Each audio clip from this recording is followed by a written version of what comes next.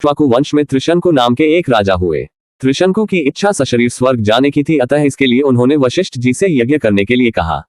वशिष्ठ जी ने बताया कि मुझ में इतनी सामर्थ्य नहीं है कि मैं किसी व्यक्ति को शरीर सहित स्वर्ग भेज सकूं।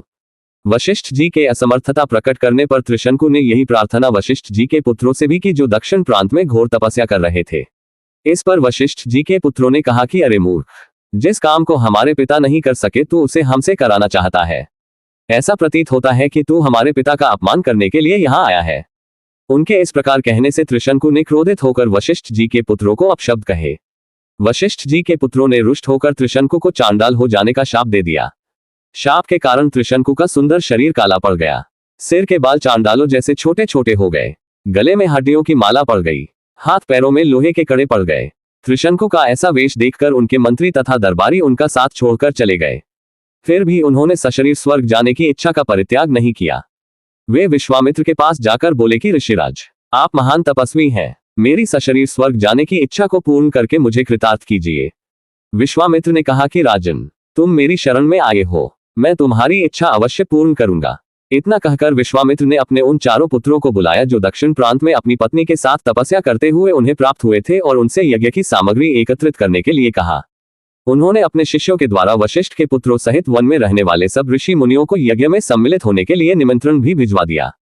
शिष्यों ने लौटकर बताया कि सब ऋषि मुनियों ने निमंत्रण स्वीकार कर लिया है, किंतु वशिष्ठ जी के पुत्रों ने ये कहकर निमंत्रण अस्वीकार कर दिया कि जिस यज्ञ में यजमान चांडाल और पुरोहित क्षत्रिय हो, उस यज्ञ का भाग हम स्वीकार नहीं कर सकते।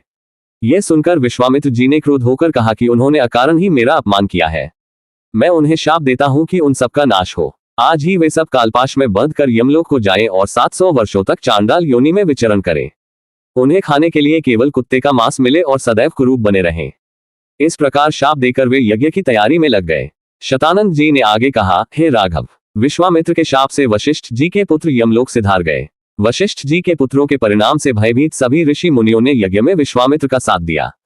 यज्ञ की समाप्ति पर विश्वामित्र ने सब देवताओं को नाम ले लेकर अपने यज्ञ भाग ग्रहण करने के लिए आह्वान किया, किंतु कोई भी देवता अपना भाग लेने नहीं आया।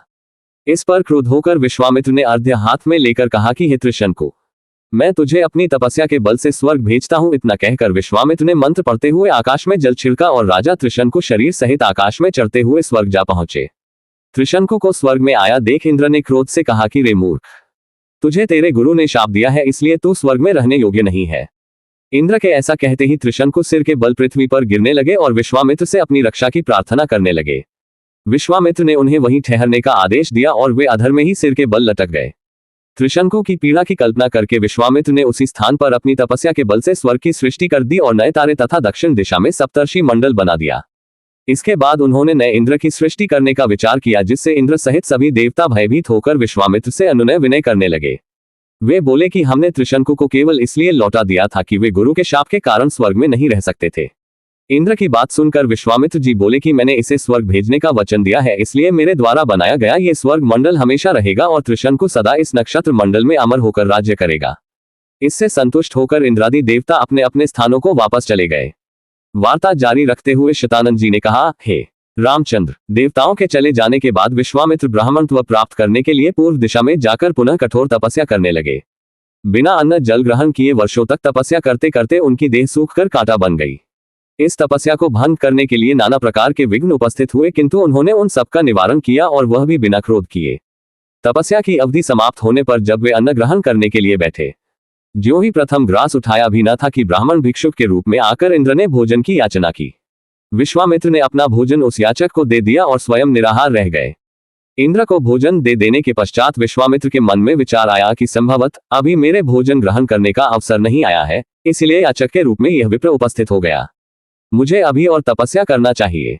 अतएव वे मौन व्रत धारण कर फिर से दीर्घकालीन तपस्या में लीन हो गए। इस बार उन्होंने प्राणायाम से श्वास रोककर महादारुण तप किया। उनके तप से प्रभावित देवताओं ने ब्रह्मा जी से निवेदन किया कि भगवान, विश्वामित्र की तपस्या अब पराकाष्ठा को पहुंच गई है। अब वे क्रोध और मोह की सीमाओं को पार कर गए हैं। अब इनके तेज से सारा संसार प्रकाशित हो उठा है। सूर्य और चंद्रमा का तेज भी इनके तेज के सामने फीका पड़ गया है।